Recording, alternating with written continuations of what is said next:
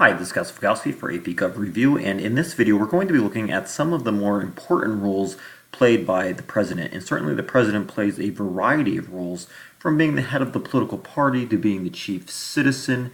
But we're going to look at some of the more important roles that certainly have a more lasting impact. So the first one we'll look at is the president as the judicial leader. Or sometimes, some of these responsibilities are going to overlap as chief administrator as well. But nevertheless, so when a president is going to select somebody to become a justice at the federal court level, there are a variety of factors that the president is going to be considering before appointing that person. Now, it's important to note that we're not just talking about the Supreme Court. When we talk about the federal courts and the judicial branch, we're also talking about lower federal courts. There are lower courts known as district courts, and there are also the Court of Appeals. So the president is also responsible for appointing those people. We tend to think of the president only making judicial appointments to the Supreme Court, when in reality there are other lower courts that the president is responsible for appointments as well. So the president is going to consider things such as reward for political help. Has that person in the past helped the president in some way or served as an advisor? Certainly that would be a criterion for nominating somebody to a court position. In addition, the president wants to be able to claim inclusiveness, and that's when we're talking about the racial, ethnic, and maybe even religious, as well as the gender makeup of the court system. And certainly President Obama nominated, for example, Justice Sotomayor, who was a Hispanic female, to the court, along with a very accomplished background. And certainly that's going to allow him to claim inclusiveness. So you can see that there are a lot of factors involved just right there. And probably one of the most pressing, factors in terms of who you appoint is by looking at the ideology or philosophy of that particular appointment. Has that person ruled in the past that's consistent with your liberal or conservative ideology? That goes a long way. So they're going to be looking and combing through your record to look at how you were as a previous, federal court judge or a state judge. Certainly that's going to come into play. In addition, the comfort level. Can the president feel comfortable putting this person on the bench for a lifetime? You have to be absolutely certain that that person is going to be a loyal liberal or a loyal conservative justice, even though hypothetically, the law is the law and it really should not be biased towards one philosophy over another. In addition, does this person have the ability to serve on the court? Are they a well-respected judge? Do they have notoriety? Do they have a good legal background? And if they do, that certainly is going to add legitimacy for putting them on there, especially when you see them rule a certain way. In addition, the president is also going to take into account interest groups. Interest groups are going to be lobbying the president, such as the American Bar Association. This particular justice would be great on the Supreme Court because they have a distinguished legal background. Or the NAACP might endorse a particular person to the Supreme Court who has ruled favorably towards minority interests. And then also looking at the wider lens here of what the president's policy goals are. And can this justice assist the president in that? Will the justice perhaps rule in a way that the president wants on a particular program that he or she eventually wants passed, or has already been a big part of the government already. So these are many factors taken all together that the president's going to consider when making an appointment, especially at the higher court levels, but also the lower court levels as well.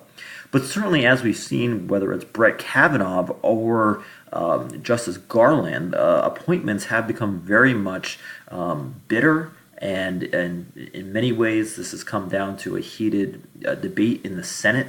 And we see this, for example, with Justice Garland, who Barack Obama nominated to the Supreme Court. However, Senate Majority Leader Mitch McConnell delayed that nomination until after the election. Well, in comes President Trump, who's a Republican. Of course, he's not going to go with the Garland appointment. And this was a very tactical move by the Republicans, and it did work, as you no longer had Garland on the court. And certainly this has become a much more bitter and contentious, procedure that happened. It used to be a lot calmer. But nevertheless, the president certainly has a very long-lasting influence through the judicial branch because, again, remember, they serve for life. So you're talking, Barack Obama, who nominated Justice Sotomayor to the Supreme Court.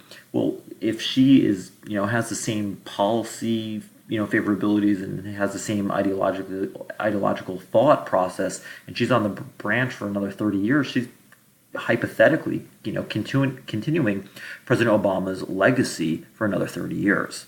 Now, some of the major issues that a president is going to consider for a justice, how have they ruled in the past about abortion? If you're a Republican, certainly abortion is going to be one of those issues where if somebody's ruled more pro-choice, they're not going to be considered, or vice versa for Democrats.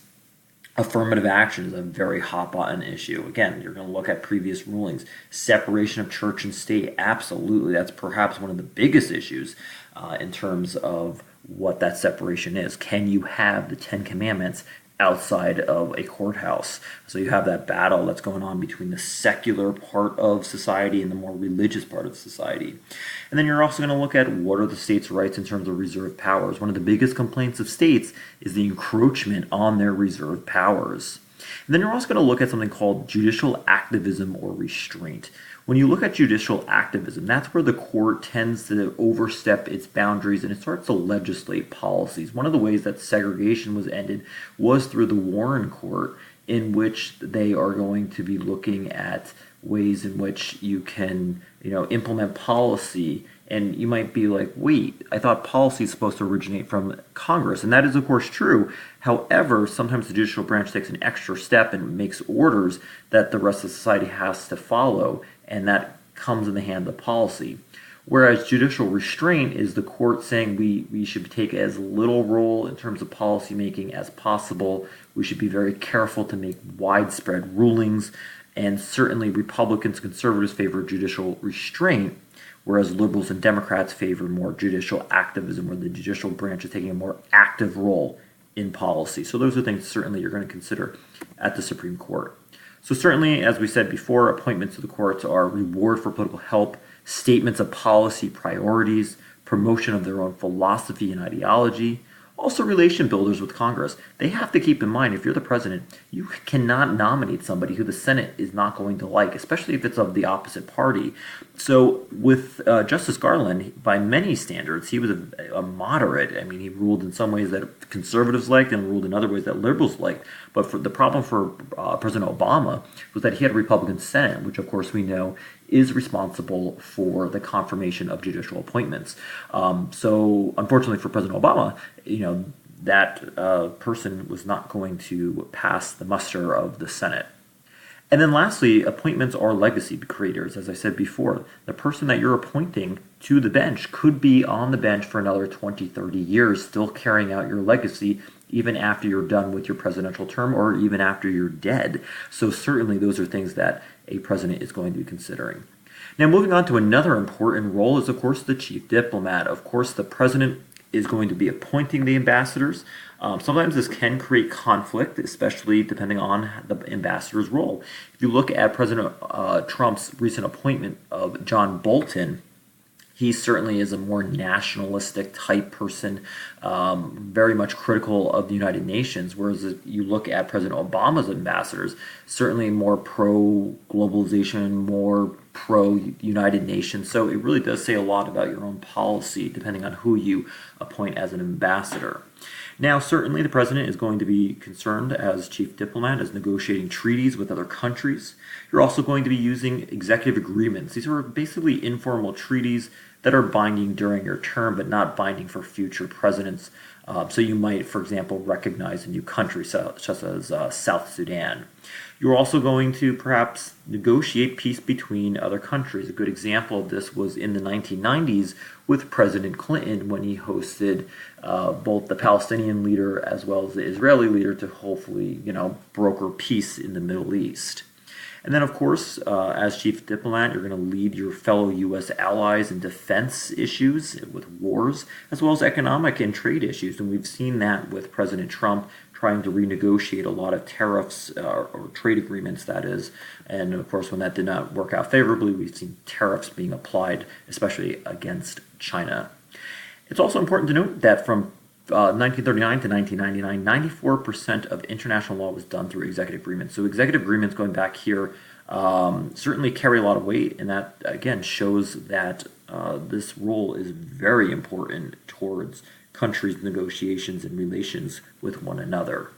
Also, as chief diplomat, of course, when the president's going to make treaties, well, the president has to be conscious that the Senate has to ratify them because, of course, that's the Senate's role with respect to advice and consent. And again, the president's signature is not enough. 2/3 is required. And that is a huge check by the Senate. So you're talking 67% of the Senate. And typically no party has 67% of the Senate at any given time. Now, going back to executive agreements, they are made with the head of state. They do not require Senate approval, but they are also not binding for future presidents. But if Congress doesn't like an executive agreement, Congress can withhold funding for whatever agreement is being made, whether it's a trade agreement. So certainly Congress can have that check upon the president. Also, the president has the role of diplomatic recognition, where you do have the power to recognize foreign governments as well. So a lot of roles being played here as chief diplomat. And then also, commander-in-chief. Certainly, we know that this is a very important role, that the president can send in troops at any time without Congress declaring war. And of course, the last time that Congress is going to be declaring war is World War II. So you see that the war powers have really morphed into the presidency, and really Congress is running behind. And certainly that's, in many ways, the presidency has usurped a lot of that power and certainly has exercised most of the authority in this role. If you think about the wars in Iraq and Afghanistan, if you think of the Korean War, if you think of Desert Storm, the Vietnam War, those were not technically wars declared by Congress. And again, only Congress has the power to declare war, but since the president has the responsibility of being commander-in-chief, and that's a very vague role as to what that entails, and it's not very well defined, the president certainly has that ability to send in troops. Now, of course, we've talked about how the Wars Powers Resolution, which was passed right around the Vietnam era, was intended to limit the president's use of the military and would require the president to consult with Congress prior to using military force and withdraw forces after 60 days unless Congress declares war or grants an extension. While this has been passed, it's never been utilized because it's seen as an encroachment upon the president's power as commander-in-chief. And then lastly, just because the War Powers Resolution has never been used doesn't mean Congress can't check the president's war powers. Remember, the president has the power of the purse. How are you going to fight a war if Congress isn't funding the troops, isn't funding, let's say, building tanks and spending money on guns? So Congress can refuse and limit military action simply by that way. Or simply, Congress could impeach the president if they disagreed with military action. Also, certainly the president Congress could try to utilize the legislative veto in which they would attempt to pass a resolution which would override a presidential decision. In this case, we've seen this with the War Powers Resolution. But again, it's likely that it would be declared unconstitutional by the Supreme Court because of the separation of powers. Being a commander-in-chief is a power of the president, and certainly that would be seen as an encroachment. That is a very debatable issue since Congress does have the power to declare war. But that's one thing that has not been settled by the courts as of yet. And then quickly, the role of crisis manager, certainly the president is going to play a major role, which can help or hurt the presidential image depending on the disaster. If it's 9/11, certainly that works very well with George W. Bush. If you're looking at George W. Bush as the crisis manager after Hurricane Katrina, certainly he received a lot of criticism for that. But certainly with technology, the president can act much faster. And again, that was the role, as we know in Federal 70, that the president should be acting with expediency, unlike Congress. But ultimately, the president is going to be forced to work with Congress. Certainly, while the president is the head of the foreign affairs part of that, the president still has to work with Congress, whether it's confirming ambassadors, ratifying treaties, getting funding for policy. So these are very important roles that the presidency is going to be playing as the crisis manager or head diplomat or chief judicial leader.